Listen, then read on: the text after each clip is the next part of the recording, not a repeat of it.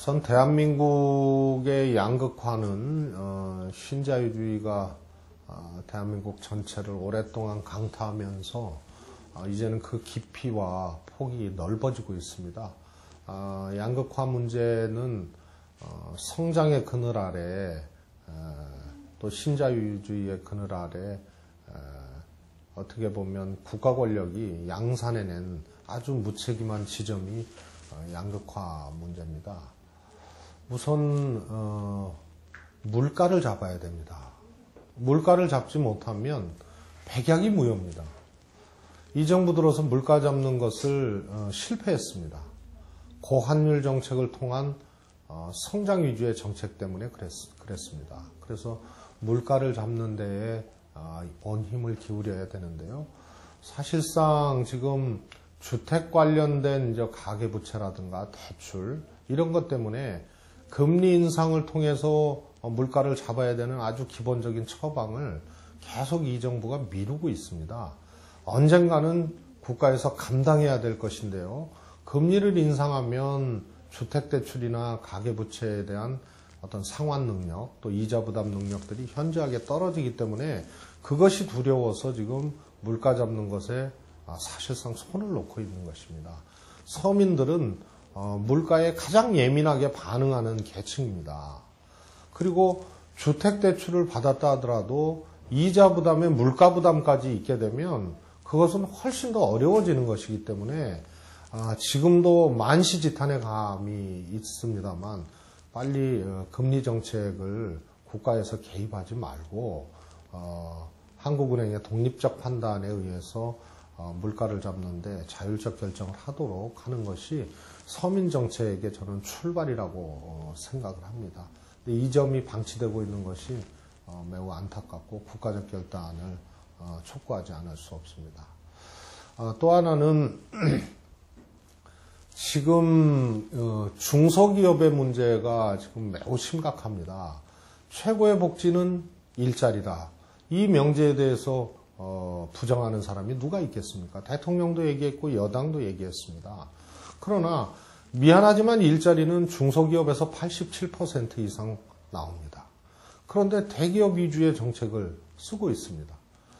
작년 한 해만 해도 대기업 오너하고 특수관계에 있는, 다시 말해서 친인척이라든가 이런 특수관계에 있는 분이 만든 회사가 하루에 2개 이상 설립이 됐습니다. 800개가 넘습니다. 그런데 이 회사들이 하나같이 MRO, 소모성 자재를 건드리는 이런 회사들이었습니다. 그래서 떡볶이 장사도 하고 택배도 하고 별짓을 다 하고 있는 것입니다. 중소기업의 영역이 거의 무대책, 무방비로 무너지고 있고 침탈당하고 있습니다.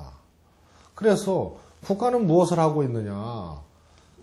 성장 위주의 정책, 고환율 정책을 쓰다 보니까 수출 위주의 정책을 하고 있는 대기업은 가만히 앉아서 환율이 높아졌으니까 수입이 더 늘어나서 역대 최고의 현금 보유율을 보이고 있는 것입니다. 그런데 내수 중심의 중소기업은 환율이 높아지고 고환율 정책을 쓰다 보니까 수입 원자재 값들이 폭등을 하고 물가가 폭등하면서 수출 안 하고 내수 위주의 대부분의 중소기업 정책들은 굉장히 경영에 어려움을 겪고 있는데 대기업 오너와 특수관계에 있는 사람들이 800개 이상의 회사를 작년 한 해만 그렇게 만들어서 중소기업의 영역을 침탈하다 보니까 중소기업이 어려워지고 일자리가 창출되지 않고 있습니다. 이것이 서민 경제를 위협하는 근본적인 요인 중에 하나이기 때문에 이 근본적인 처방을 먼저 내려줘야 됩니다. 그래서 중소기업 고유 업종을 분명히 정해서 대기업의 영역 침탈을 원천적으로 막아내는 강력한 조치가 있어야 되고요.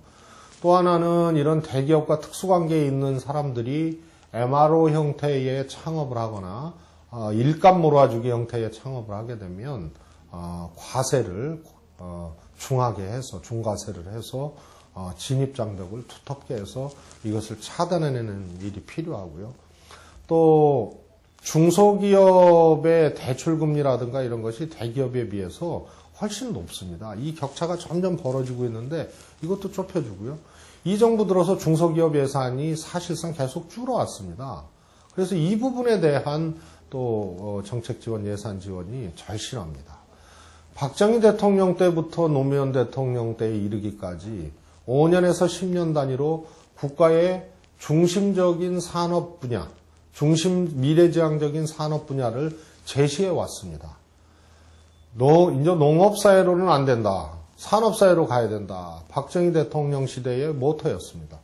그리고 경공업을 활성화시켜야 된다. 그 다음에 중화학공업, 중공업, 그리고 그 유명한 김대중 대통령 시대의 IT 벤처에 대한 과감한 투자를 통해서 떼어먹는 사람도 있었고 망한 사람도 있었지만 그때 기술 개발하고 성장했던 기업들이 지금 20년째 대한민국을 먹여 살리고 있습니다.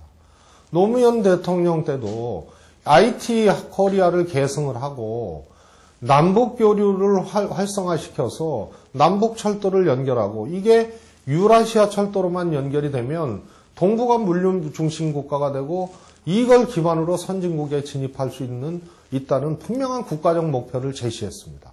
그래서 많은 IT 창업들이 이루어졌고 또 대북 교육을 시도하는 청년 실업가라든가 이런 이 아이디어를 갖고 하는 그런 벤처형 사업가들이 많이 태어났습니다.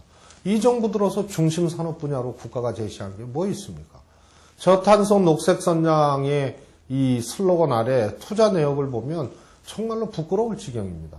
그래서 이런 국가의 미래지향적인 산업 분야를 국가가 제시하면서 중소기업의 업종 변화 및 중소기업이 몰입할 수 있는 큰 분야를 제시해 주는 것에 실패를 했기 때문에 역시 일자리라든가 중소기업 약진을 통한 일자리라든가 이런 근본적인 대책을 통한 서민 생활의 개선이 이루어지지 않고 있는 것입니다. 여러 가지가 있겠습니다만 저는 근본적인 처방에 좀 주목하고자 합니다. 전세 대란도 있고 비정규직 문제도 있고 사교육비 문제에 정말 서민들이 고통당하는 것도 있고 이런 여러 가지 현안들 뒤에는 근본적인 처방을 결격했기 때문에 이런 사회적 문제, 양극화 문제가 더 심화되는 것입니다. 복지에 대한 논쟁에 대해서 저는 기꺼이 찬성합니다. 그리고 대한민국은 복지 투자 국가로 나가야 된다는 점에 대해서 100% 동의합니다. 하지만 이 보편적 복지 국가에 필요한 재원의 문제를 어떻게 할 것인가? 이 재원의 문제를 해결하기 위해서 지금 대기업 중심의 대한민국 경제체제를 어떻게 중소기업 강국으로 만들 것인가?